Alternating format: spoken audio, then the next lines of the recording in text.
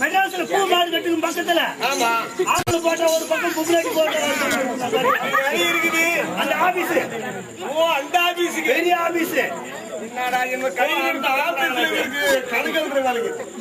அந்த ஆபீஸ்ல பெரிய வேலை வாங்கி நமக்கு. அந்த ஆபீஸ்ல பெரிய வேலை. ஆமா. ஆம்பளை பொம்பளை போட்டா மாட்டிக்கிட்டாலும் பெரிய வேலை. அந்த வேலை எனக்கு கிடைச்சிக்குது. நல்ல போஸ்டிங். நல்ல போஸ்டிங். ஆமா. அப்படினா என்ன போஸ்டிங் என்ன வேலை கிடைச்சிருக்கு அந்த இடத்துல? ஐயா ஒரு கட்டில ஒரு கையில பக்கெட் ஒரு கையில தாளா. கறி தப்பு. அது தெரியும். அப்ப தெரியும். பீவாறடா. நாட்டே நீ இருக்குதா தான் ஏன்னா சுத்தம் சுகாதாரம் சுகந்தரம் சொல்லுவாங்க. ஆமா நீ மத்த வேலையெல்லாம் விட்டுட்டு இதெல்லாம் எதுக்கு? நாட்டுக்கு நல்லபடி செய்ய வேண்டும். அப்படி இருக்க வேண்டியது. நாட்டுக்கு நல்லபடி செய்ய வேண்டும். ஒரு பணிவை பேர் எடுக்க வேண்டும். அப்படின்னு செய்ய வேண்டும். அதை நாம் ஆய்வு வேண்டும். அதுக்காக இவ்வளவு சுத்தம் சுகாதாரமா செய்ய பாரு. அது நல்ல வேலை. பரவாயில்ல அவ்வளவு சுத்தமா செய்யற பாரு. நல்ல வேலை. சம்பளம் என்னன்னு ஆமா அந்த வேலை செய்யறியா? அந்த வேலைக்கு சம்பளம் என்ன? எனக்கு 23 முன்னாடி 25. அது எப்படி அப்பா? அவருக்கு மேல 2 இல்லையா? ரூபாயில 2 சொல்றேன். மேல 2 யாருக்கு தான்? ரூபாயில 25 எனக்கு கீழே 3. ரூபாயில 3 ரூபாய் கையை கட்டாலும் உனக்கு 3 கையை மேல 2 ரூபாய் 5 ரூபாய் மேல. ஆமா அப்படி இருக்கு. சரி இந்த வேலை போனால் போகட்டும். சரி போட்டு அப்புறம் உங்களுக்கு செட் ஆகல. சும்மா வேலை விட்டுட்டு வந்துட்டு இருக்கிறேன். வந்தேன் கண்ணு போறான்னு வந்தேன். அதாவது நீ வந்துட்டு இல்ல. ஆமா எங்களுக்கு ஒரு ஆள் அன்னைக்கு வல்லினம் வெள்ளினம் இடையினம் சொல்லினம் என்று சொல்லக்கூடிய சொற்களை எல்லாம் செய்து அந்த கலைவாணி அம்மனை புஷித்தமானால் இந்த நாளானது சரிப்பட்டு வரும். அதான் கலை பேசுறீங்களா? ஆமா பேசு பார்க்கலாம்.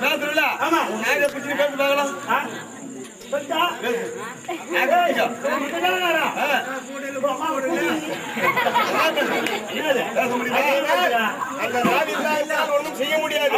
ஆனால் அதை முதல் தியானம் செய்தால்தான் நமக்கு வந்து அறிவு வழங்கும் கலை ஏற்படும். அப்படியானால் ஒரு ஆள் தேவை இப்போது. அப்படி நாங்கள் நாடகக்கலை இந்த 16 ஆண்களுக்கும் ஒரு பெண்ணை வச்சு ஒழுங்கு நாங்கள் செய்ய வேண்டும். இதற்கு இன்னும் ஒரு ஆள் குறையுது. அப்ப நீ வரலாம். என்ன சொல்றாங்க? வர்றேன்னு வச்சுக்க. கொஞ்சம் விட்டுட்டு நாளைக்கு போய் 1000 கூட 500 கேட்டீங்க. கஷ்ட காலம்பா. ஏதோ முதல்ல சம்பளத்தை பேசி வேலையில போட்டோம்னா நியாயமா இருக்கும். ஆமா ஆமா சம்பளம் கேட்ட ஒழுங்கா கொடுப்பியா? ஒழுங்கா கொடுப்போனா சம்பளம் அதுக்குன்னு ஒரு வேலை வாங்க சம்பளம் கூலி கொடுக்க மாட்டாங்க.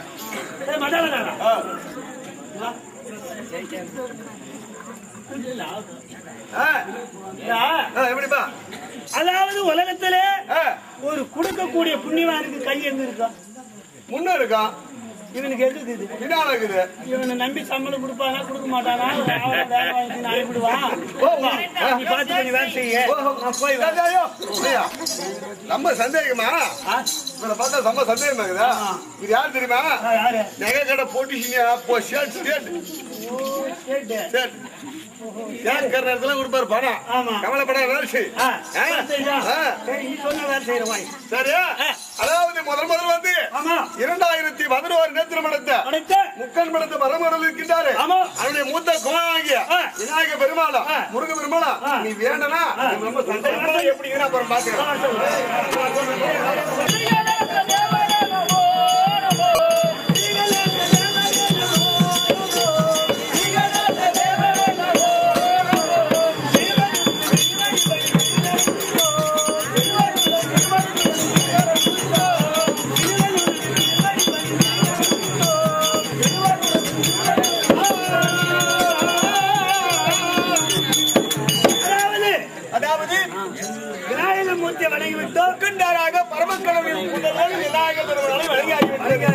அதாவது அடுத்தபடியாக இருக்கின்றது.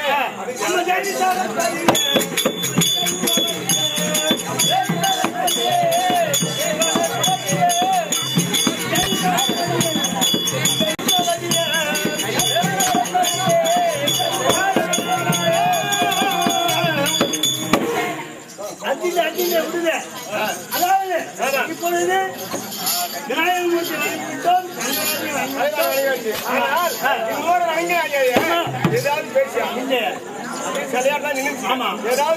பேசக்கூடிய தெய்வம் ஒன்றுமே இல்லை. இருக்கிறது இப்போது அமர்ந்திருக்கிறார். இதுதான் பேசக்கூடிய தெய்வம்.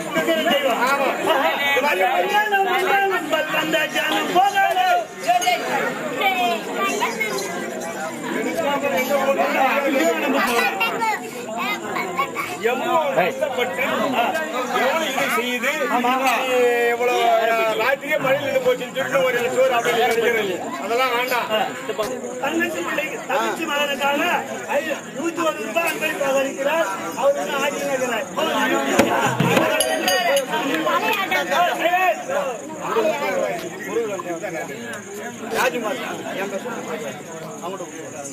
அண்டபாண்டிய நாராயணசாமி அவர்கள் ராஜகுமார் முருகனாக வேடம் வாங்கி கொண்டு நடிக்கிற ராஜகுமார் அவர்களுக்கு 101 ரூபாய் அன்பளிப்பாக இருக்கிறார். அந்த காசை செலவு பண்ணாமல்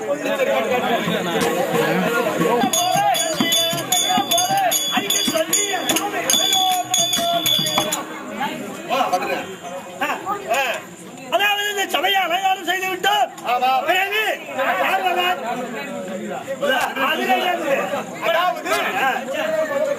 இப்போது யார்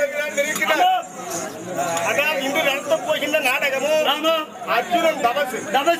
இந்த நாடகத்திலே எப்படி என்றால் ஐவ பஞ்ச பாண்டவர்களும் மதுராய் காணத்திலே தம்பி கொஞ்சம் கீழ்த்தலை தம்பி இந்த வனம் முடிந்து விட்டது.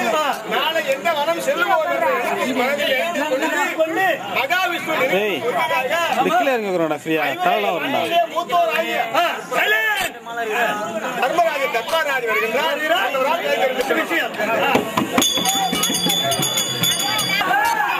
அந்த சந்திர குலம்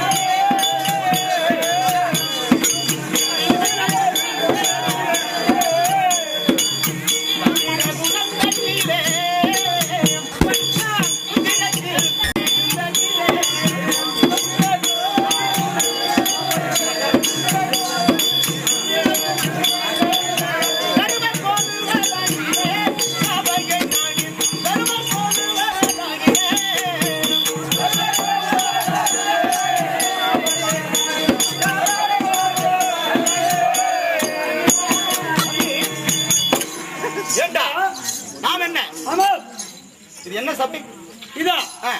இது தெய்வ சபை. எல்லையிலே ஆடியது தேவ சபை. இது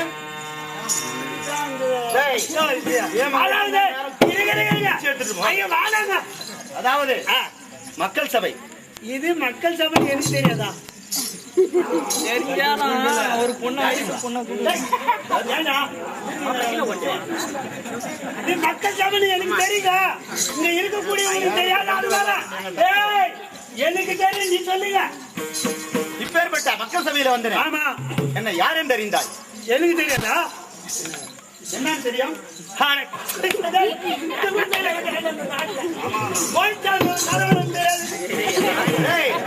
அது நேற்றைய தினத்திலே ஆமா இன்றைய தினத்தில் என்னவென்று தெரிந்தால் அந்த 5 பேர்ல தெரிகிறதா?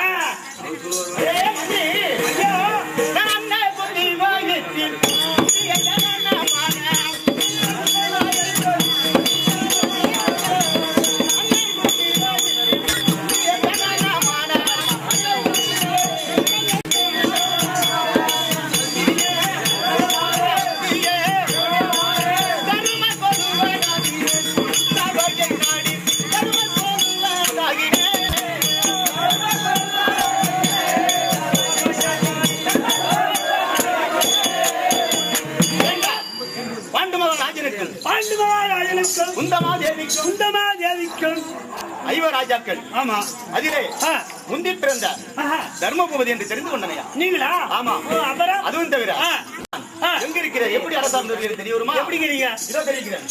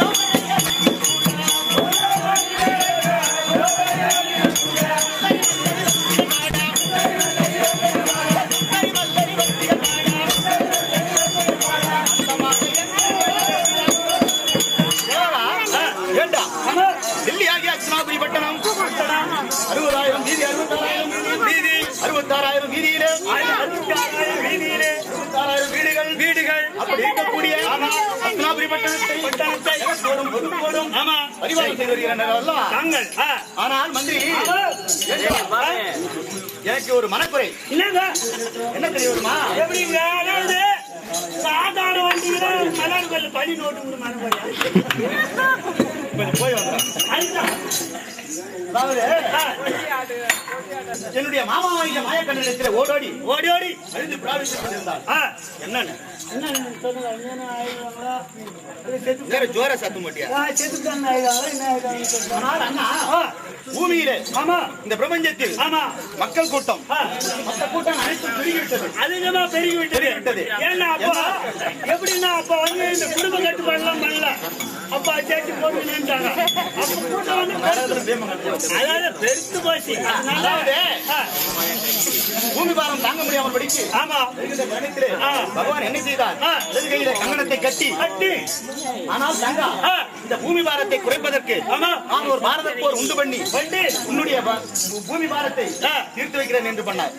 அன்னைக்கு அவர் இப்ப செய்த சூழ்தான் இது.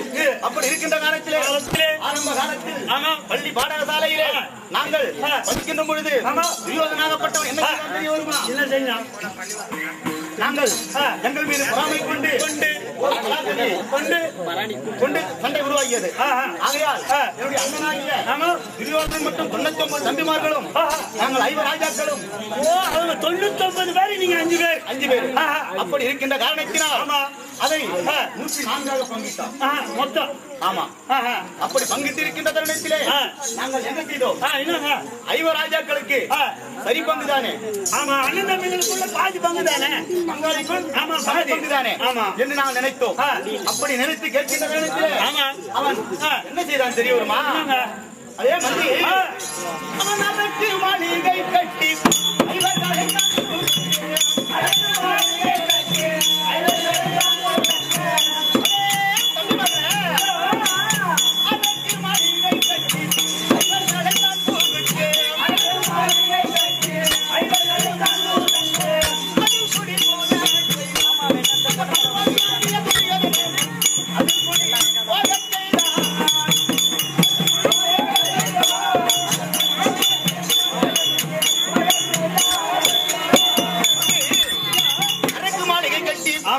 ஐவர்களை உள்ளே கூட்டினான்.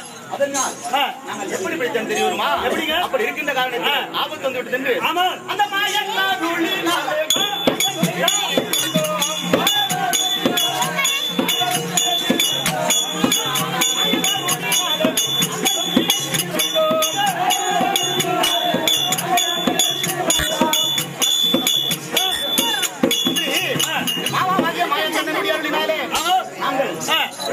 அந்த தப்பி வந்தோம். அவன் மீண்டும் என்ன செய்தான் தெரியும்? என்ன செய்தான்? அந்த குளிக்கின்ற குளத்தண்ணிலே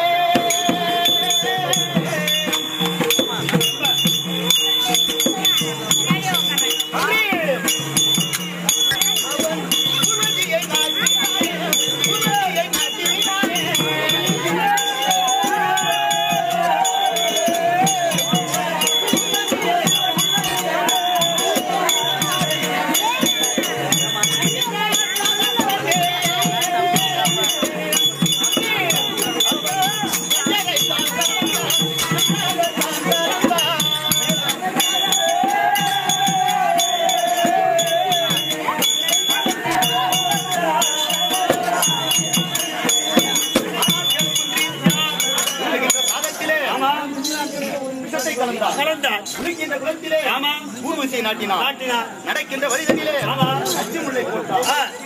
அப்படி இருக்கின்ற அந்த பாடுகின்ற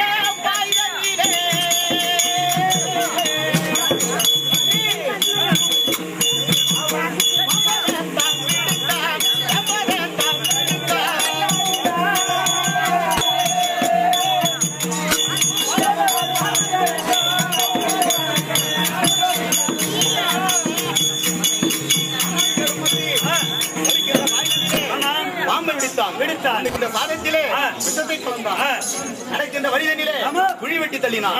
அது மட்டுமா செய்தா? இன்னும் என்ன செய்தோம் எப்படியா மக்கள் பிழைத்து வருகிறார்களே, இவர்களை இப்படி செய்யக்கூடாது என்று மீண்டும் என்ன செய்ய தெரியுமா?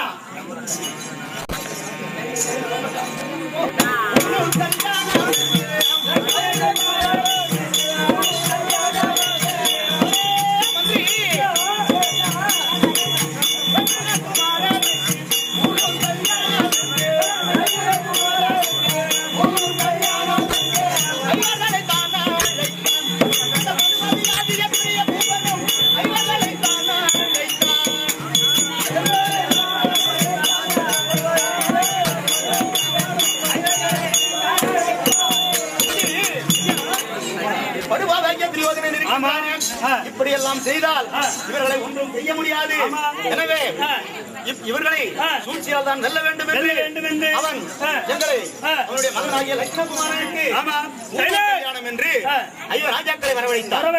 அப்படி வரவழைக்கின்ற தருணத்திலே ஐவராஜாக்களும் அந்த திருமண பூணூல் கல்யாணத்துக்கு சென்றிருந்தோம். அப்பொழுது அவர் என்ன செய்தார்கள் தெரிய வருமா? அதாவது உண்ணுவதற்கு உணவும் மற்றும் இன்னும் ஞானமாகட்டும் அதனால் பொழுது போகவில்லையே, ஏதாவது ஒரு விளையாட்டு விளையாடலாம். என்ன செய்தான் தெரிய வருமா? அந்த மாமன் நல்லா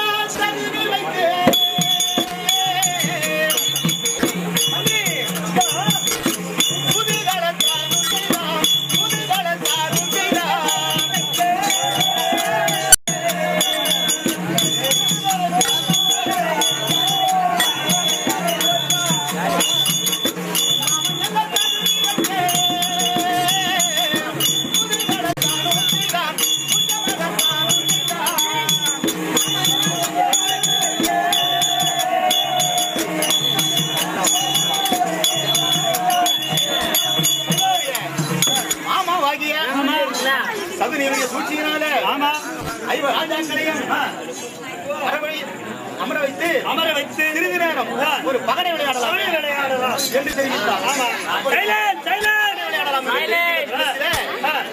என்ன செய்தார்கள் தெரிய வருமா? சரி, ஒரு பந்தயம் வைத்து ஆடுவோம் என்று தெரிவித்தார்கள்.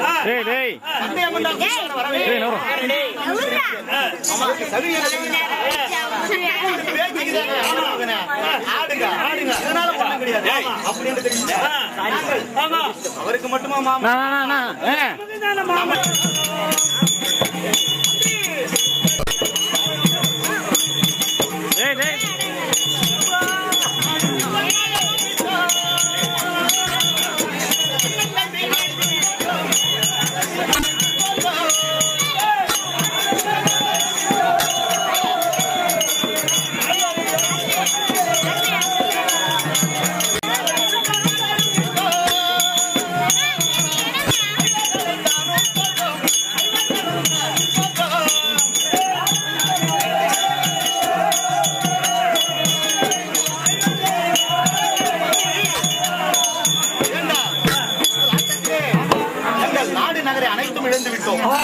அப்படி இருக்கின்ற காரணத்திலே நாம் ஒரு பொழுதுபோக்கு தான் ஆடுகிறோம். அப்படி இருக்கின்ற காரணத்தினால் இருக்கிறோம். அப்படி இருக்கும் பொழுது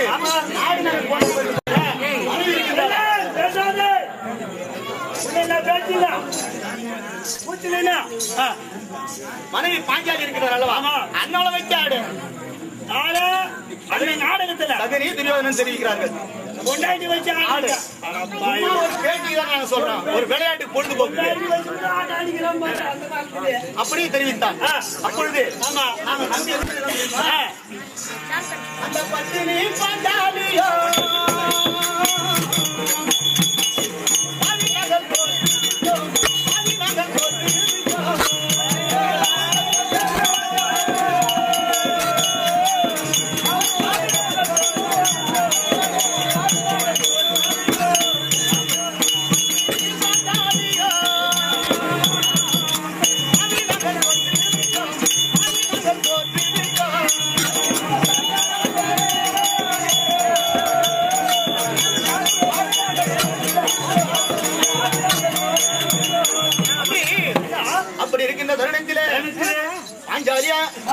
அதாவது பாஞ்சாலியும் தோற்று விட்டோம்.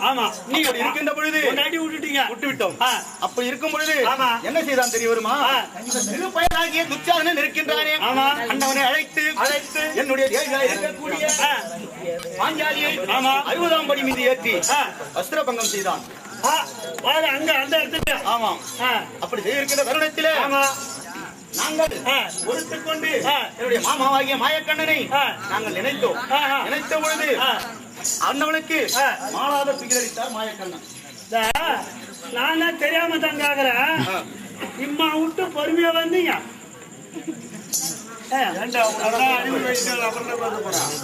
விட்டு பொறுமையா வந்தீங்க. உங்களுக்கு யாருக்கு கோபம் வராதா? அப்பொழுது தம்பிமார்கள் கேட்டார்கள், ஆனால் அண்ணா உங்களுக்கு கோபம் இல்லையா என்று தெரிவித்தார்கள். அப்பொழுது என்ன செய்த தெரிய வருமா? தம்பி, என்னுடைய முதுகிலே ஒரு புடி மண்ணை அள்ளி வீசு என்று தெரிவித்தேன். நீங்க ஆமாம். அப்பொழுது அள்ளி வீசினார்கள்.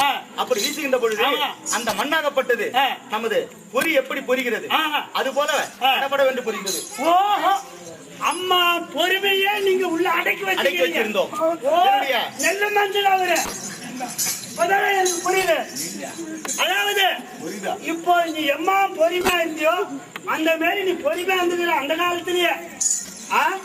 ஆமா. ஓஹோ, அப்போ நீங்க வந்து ஒரு ஊர்ல ஒரு நல்லது கெட்டது பொறுமை தான். நல்லது கெட்டதுக்கு பொறுக்கலாம். எப்படி இந்த ஊரு உள்ள ஒரு வீடு பத்திக்கிச்சு, அத அழைக்க போறாங்க ஜனம் போறா. போவாது போவாது பொறு பொறு. நான் எதை சொன்னேன் அப்படின்னு அம்மா பொறுமை உங்களுக்கு. ஆமா. ஓஹோ, இந்த ஊர் மணிக்காரு இந்த பாண்டிச்சேரி போய் கண்ணு ஊசிக்கிட்டு வராரு. இந்த ஜனம் பூரா மாலை எடுத்துட்டு பார்க்க போகுது. ஐயோ, மணிக்காரு ஊரை காப்பாத்துற ஆச்சுன்னு நீங்க அப்பா ஒரு அங்க போவாத. அதாவது அண்ணவருக்கு அங்கேயாம வரவே கூடணும், அவர் இங்க வரட்டுமே. இந்த கிறிஸ்டிய வந்து வரட்டுமே. இந்த ஆளு உங்க பொறுமையும் எருமையும் ஒண்ணுங்க. அதுக்கு தானே சொன்னா நாட்டுல பொறுமையோட எருமையும் வேறு. அந்த மாதிரி நீங்க அம்மா பொறுமையா இருந்து வச்சு கொண்டாடி விட்டீங்க. ஆனா பொறுமையான எருமையா இருந்து. ஆமா. சரி, போகட்டும். வந்து வெகு நேரம் வாங்கியபடினா ஆமா, நேரமே இல்ல. மத விமர்சனனை அண்ணன் தர்மர் அழைத்தார் என்று அது சீக்கிரம் அழைத்து பார்த்தோம். அப்படியே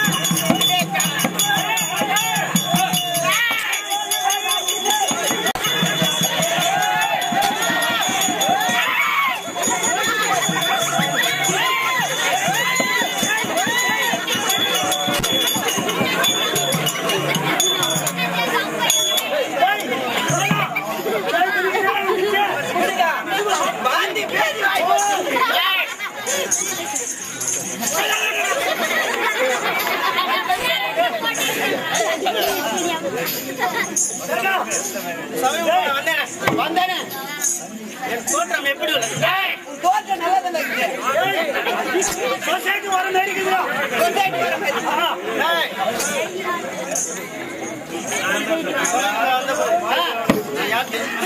சொன்னதான் தெரியும். நான் தான் வாழ்வுதேவனுக்கும்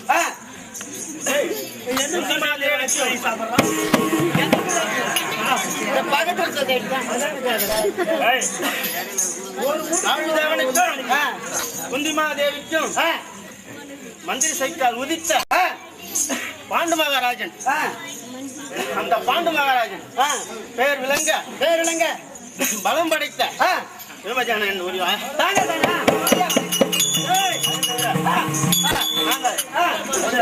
காட்டி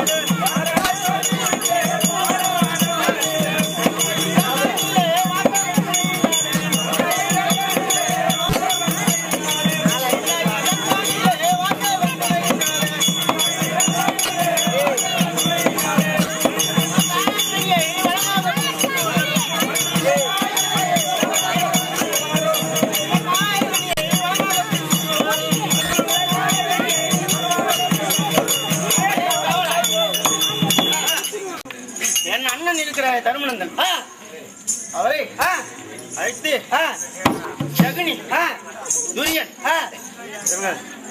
அழைத்து சூது பகடை ஆடி நாடு நகரம் தோற்று காட்டுக்கு அனுப்பினார். 12 வருஷம் வனவாசமும் 1 வருஷம் யார் கண்ணுக்கும் தெரியாமல் அஜ்ஞாதவாசம் செய்து வந்தால் நாட்டை தழுவது என்று வாக்கு விட்டார். அந்த சபதத்தின்படி அண்ணன் சொல் மீறாமல் காட்டில் வாழ்ந்து வருகிறோம். அந்த துரியனை குடிக்கவே மாட்டாங்க.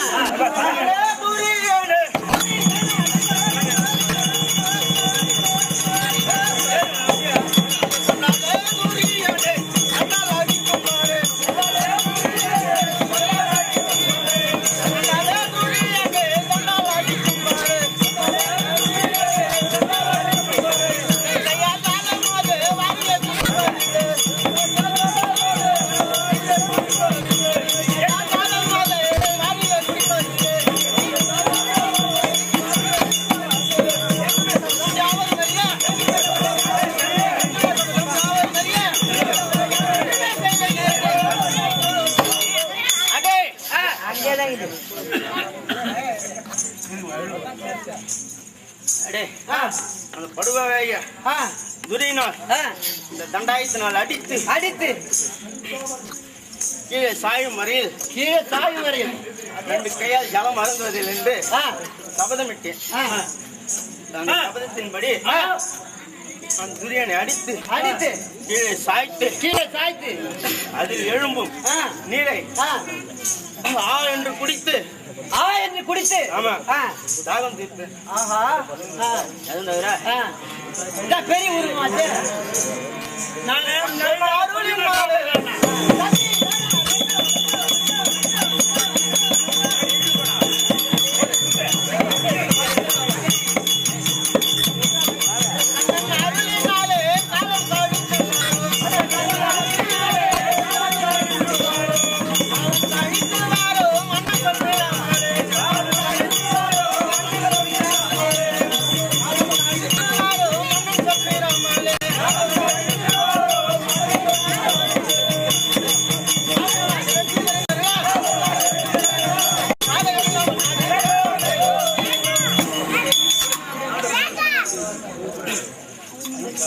எங்க மாமா இருக்கிறாங்க. அவர்கள் அருளால் இந்த தினம் நல்லா வாழ்ந்து வருகின்றோம். இளைய தம்பி ஐயா அப்படியே